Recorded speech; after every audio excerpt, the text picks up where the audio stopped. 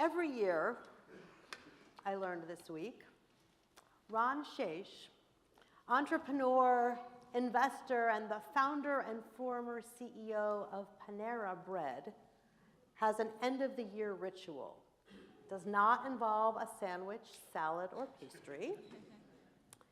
It doesn't even directly involve his many investments, per se, his financial investments. What he does, I learned in a Wall Street Journal article this week, is he takes some quiet time at year end, and in his words, he writes, I imagine my body old and fragile, my breathing shallow, my life energy almost extinguished. This he wrote in his book, Know What Matters. I try to evoke the feelings I want to have in that moment, a sense of peace, completion, and most importantly, self-respect.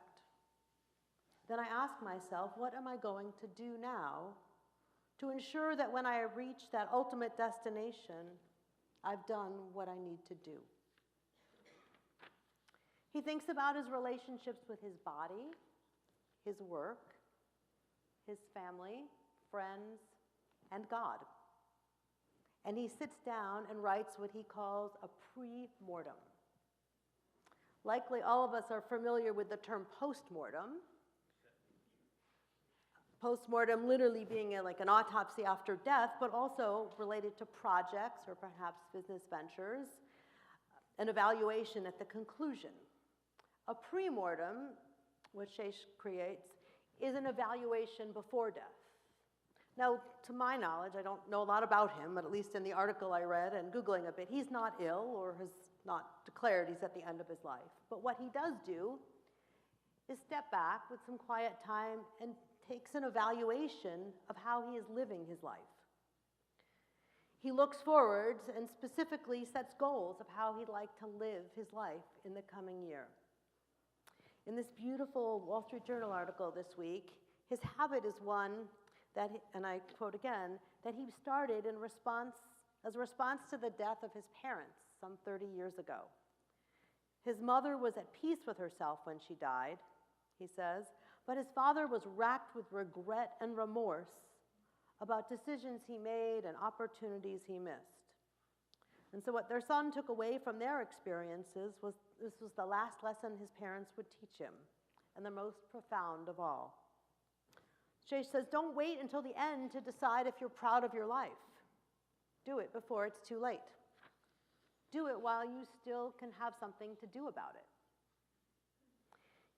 He says, I realized the time to be having that review was not in the 9th inning with 2 outs, but in the 7th inning, the 5th inning, and the 3rd inning.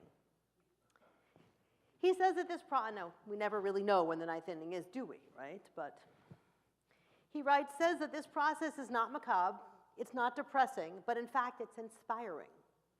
He looks at the coming year, and he looks at his life longer term. And when he writes his pre-mortem, he's doing what he says, something which at its core is about living with intention. In that pre-mortem, he writes his intentions for various areas of his life. Among them, I like this year the best, one year he vowed to study Judaism and learn Hebrew. I didn't even know he was Jewish when I read the article. Learn Hebrew to deepen his spirituality. Another year he set a target of exercising 6 days a week. That was a little daunting. And drinking 125 ounces of water a day to maximize his longevity. This year he challenged himself to develop new skills like sailing, running a 10K, and learning how to play chess. He's got high goals. Some might call what he does creating New Year's resolutions, though I think it runs deeper than that. He steps back and he evaluates what he wants to do and how he's going to get there, how he's going to achieve success. He considers how he wants to look back in whatever number of years that could be and figures out his steps. Pause. Now we turn to our patriarch Jacob. We are this week at the end of Genesis in the Torah portion Vayechi, the very last words of Genesis. In fact, tomorrow morning, our bat mitzvah student will chant the very closing words of Genesis and chant, Chazak, Chazak, Benit Chazek. This is Kenner Goldstein student, yes. is awesome. Our patriarch Jacob, as so many of you know, is not so proactive, nor is he thoughtful. Most of his life, he goes on immediate needs. And this Shabbat, we read what he does at the end of his life. He does, in fact, know he's in the ninth inning, as it were. First, he calls Joseph and Joseph's sons Ephraim and Manasseh to him. He blesses Joseph's sons. He basically adopts them. They become part of the tribes. Then he calls all of his sons together. He looks back on their actions, good and bad, and on his hopes for them for the future. And he gives each of them a charge or a blessing, depending what you want to call it. Basically, his hopes and instructions for after he has died. This experience, Jacob calling his family around him, is what our tradition refers to as a tzava'at, or an ethical will, or in the language of our friend Carol Markingas, a legacy letter. Some of you have studied this with Carol or with me. Ethical wills, leave your baggage around the word will out for a moment, but an ethical will is a legacy of non-material possessions, as it were. An ethical will could be a letter. It could be, in this day and age, a video. It could be any number of documents, but traditionally was a written document, though it started in Torah as a verbal instruction. It could be ethical lessons, family traditions, wisdom you've inherited or gained over life, rituals, history, family stories, family jokes even if you're Theodore Herzl, publishing instructions for your writings. Ethical wills have been given over the years to partners, children, grandchildren, siblings, friends, students, even disciples. And could be, as I mentioned, in any form. It went from verbal to writing, but these days, who knows, we could take our phone and make a video. There's so many possibilities, and some of you have studied this with me, especially if you've been in the Adult B'nai Mitzvah class. I won't ask you if you've written one, but we'll get there. One early Adult B'nai Mitzvah, early on in our program here, wrote a note to her teenage son. He's now the father of, I think, 2 young children. He was here a few weeks ago. She wrote a note to her teenage son as he was starting college, so he would understand how important it was to follow his own dreams and not what others thought he should do. A teen in 1958, I love this one, it was in a Cincinnati confirmation class at Rockdale Temple, wrote this. It's one of my favorite ethical wills. She wrote, "I wear lipstick, heels, and chemise dresses, but I'm still a child. I go to formals, read historical novels and current affairs, but the thought of snow and water pistols still produces a happy, impish feeling. I know that my heart is divided into many rooms. The first contains goodness, the second selfishness, thoughtlessness, the third sadness. To all young people," she writes, "I bequeath a sense of justice. To see another viewpoint than your own is the hardest work in the world. To be fair in your dealings with others, you must be honest with yourself. Not so hard is seeing injustice when it doesn't concern you." Or in the 12th century, the man named Judah ibn Tibbon wrote, great name, right? "Make books thy companions. Bask in their paradise, gather their fruit, pluck their roses, take their spices and their myrrh."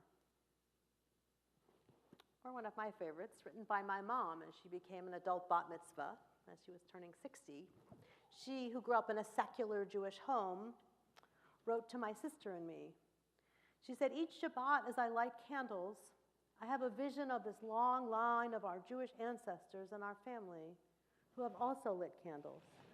It is amazing that I have this strong feeling for Judaism and continuity considering my parents' lack of Jewish involvement, but not lack of feeling. Perhaps my strong feelings have come from my 2 sets of grandparents with whom I spent so much time." As many of you know, I've given a sermon about ethical wills at least once, probably 2 or 3 times. I've written bulletin articles. I've taught every adult B'nai Mitzvah class about them. I don't do it to be boring and repetitive or because I forgot. I do it because I believe it's really important.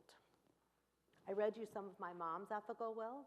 Ironically, she wrote it because my dad was one of her teachers and had the class write it. He died never having written one. I wish I had his. I can cull ideas.